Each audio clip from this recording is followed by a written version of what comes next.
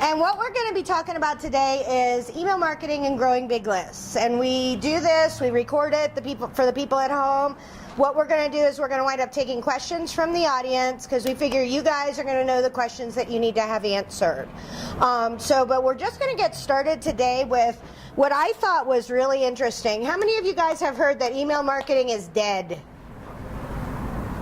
Right? I mean, come on. The thing that was so interesting to me is that I was watching Morning Joe the other day, and Donnie Deutsch was on there. I love Donnie Deutsch. And what they found out was that Obama got elected because he had a better email database than the other guy. Who knew? Who knew? He did. Now, how did they know that? They knew that because what happened was 2 cycles ago, when John McCain started running, Obama started growing a giant database of people specifically targeted. He didn't have his volunteers going out and canvassing every house in the neighborhood. He had his volunteers going out to Brenda's house and Glenn's house and seeing if they could convert those people. So what that means was that they had done a lot of information gathering, data gathering, and segmenting those lists so they knew exactly about it. And the other thing they did is if you were an Obama supporter, you got about 4,000 emails this season, okay? Look at the vigorous heads from the audience. Exactly. And what they were doing was they were split testing the whole way. And split testing means trying 2 different things. Fancy term.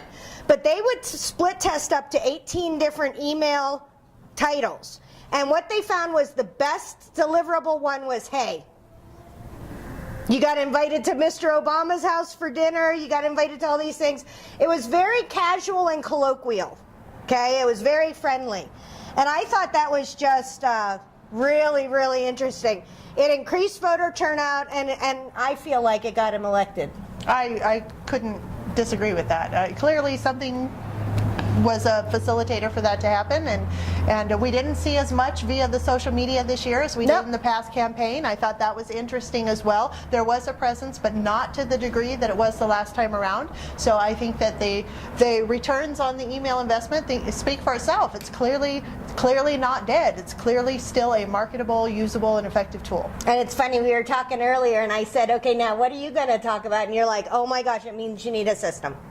We need a system. You need a system. Absolutely. And when I say system, what I mean by that is it is not sufficient. It is not enough to just have your generic Gmail or Yahoo account and be collecting names and business cards and sending out the random email or the follow-up email from your generic accounts. You really need to have a system in place that you can plug your people into your database. You can schedule targeted campaigns to go when you need them to go to coincide with whatever promotion or opportunity or whatever you have going on. But the most important part is it needs to be put together in such a way that you can follow the steps easily and almost effortlessly. Because don't you all agree that we can really get overwhelmed with all of the daily tasks that we need to do in order to get this sent, talk to somebody about this, follow up over here, this kind of thing. If you have your database put into a system that can manage all of those things for you, then it takes a lot of the overwhelm out of it, it takes a lot of the brain work out of it, and when you put those people in or they sign up to be in your system, you know that it's taken care of. They're going to get X, Y, and Z from you. That's going to take care of your follow-up. That's going to take care of your introduction. You can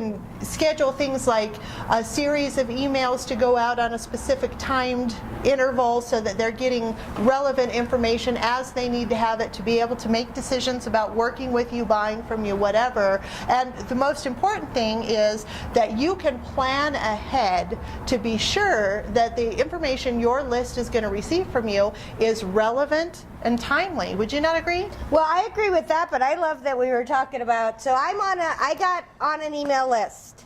Oh boy. I signed up, and this guy's amazing. I absolutely adore him. We love him. But he had an autoresponder series set up for 30 emails.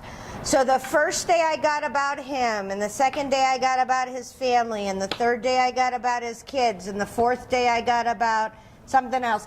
And he has literally conditioned me to ignore him. Like, he wasn't sending me anything that would actually help me. And it also, and we were talking about this a little bit, it also made me feel, you were saying, like, your kid has strep. Oh my God. Now he went from like this big marketer that I thought he was, which was amazing. I still think he's amazing, but now he's a dad with kids.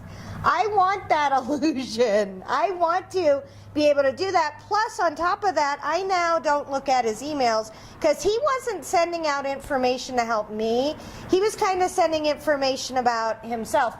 Now, a little bit of this, though, is the B2B versus the B2C. I agree with that. And a lot of it is really some bad and outdated training. Over the years, as the internet has kind of taken over and people have become more tech-based and more social-based and that kind of thing, we've been instructed by the big names who make all kinds of money in the industry that we need to keep our approach highly personal, high touch, very transparent to our readership. And while I agree with that to some degree, I think there is a fine line taking it from being a real person to being a person you would not do business with or hire to do your thing because they're the guy next door and they've lost all credibility. And kind of what Tara is talking about is when we sign up for somebody to give us information about, specifically about our business or our industry, we're looking for that information to be targeted toward us and be helpful to us specifically. And when the information we're getting is not dealing with that, it's not relevant, it's highly personalized, they become just like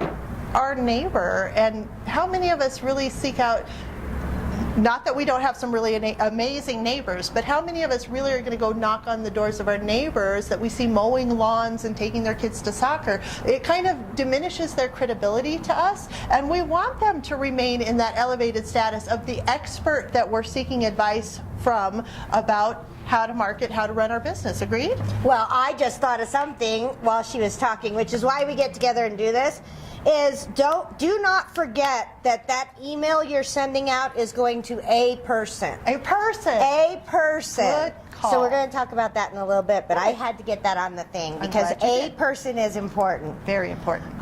So, talking about emails, how many should you send a month? You guys have an idea? How many emails should you send a month? 2,000. Four. So 2,000. Glenn says one a day. 1 a week. One a week. So 1 a week. Okay. Okay, so the answer is going to surprise you. It depends. Depends on your industry. It depends on the nature of your business. It depends on what it is you're sharing with people. For example, I have an information-based business where I share information with my readers about events that are coming up, promotions that are coming up, tools that might be helpful for their business. When people sign up for my list, they understand that they will get a minimum of an email a day from me. That's not unusual for my business or for my list. They expect that. But part of it is I educate them in advance and let them know this is what you're going to be receiving from me. Big letters, yes. So they know coming into it, you're going to get at least an email a day from me. This is all information. There's going to be stuff you like, stuff you don't like.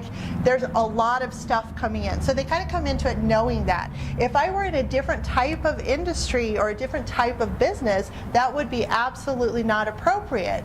So, in my business, I send out occasional emails when there's something important. A lot of you guys are here because I had an important thing to send to you. I sent you information about this class and I sent you information about another class. I also send you really great information about marketing, and I don't ever, I think really hard before I push send. I'm like, is this amazing? Is this something that's really going to help you guys? And that's why you open my emails, is because you know it's not going to be just for me. It's not, hey, hire me.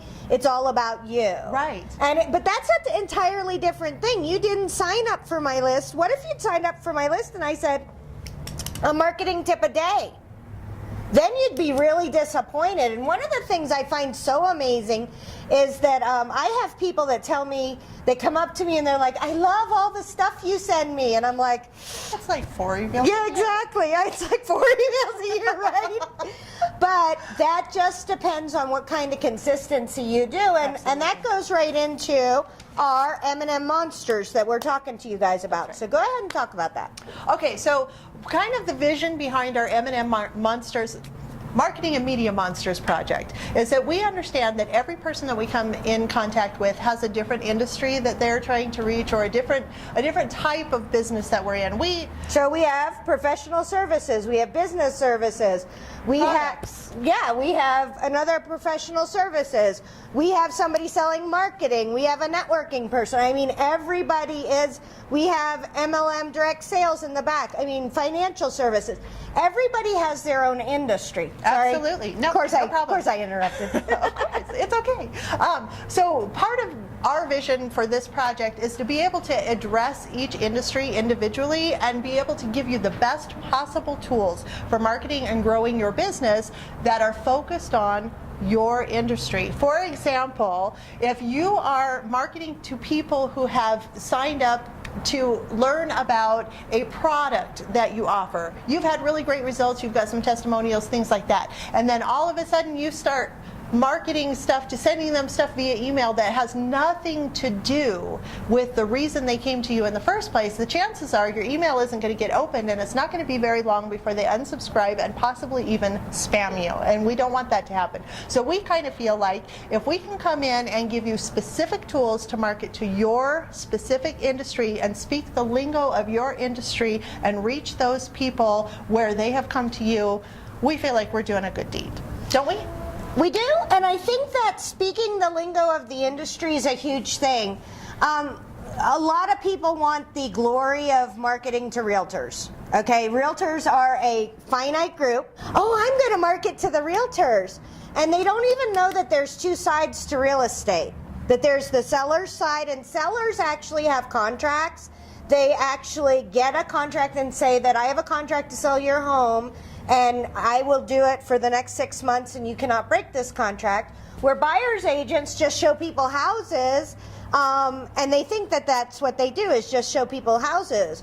Well, there's a lot more going on to that. And so when I'm marketing to my realtors, the reason my realtor base is so good is because I was a licensed agent and I talk to them in their language. So when we talk to our direct sales people, you talk to them in their language. When we're talking to speakers and coaches and trainers, we're speaking from experience. So we picked like 12 industry. We had 10. And then we had scope creep. But when you guys are talking to people, Glenn, when you're talking to people about that kind of medical thing and knowing the terms of your industry, you absolutely know the vernacular of that. Ethan, you know the vernacular of corporate America, having been in there. So your segment that you're going to be attracted to is going to be a little different than the speakers and the people that I talk to who are more entrepreneurial. I agree. Yeah. I agree. And the other thing that we hope to accomplish by this is to teach you how to provide relevant content for the people in your industries. When you are marketing your business, if you're sharing a bunch of stuff with them that has nothing to do with their business or their industry, again, first of all, your message is not going to be seen or heard, and it's not going to be very long before you lose credibility with your audience. So one of the missions that we hope to accomplish is to show you how to make that information relevant for the people that are going to be receiving what you have to say or sell. Excellent. Excellent. And lots of fun free stuff too.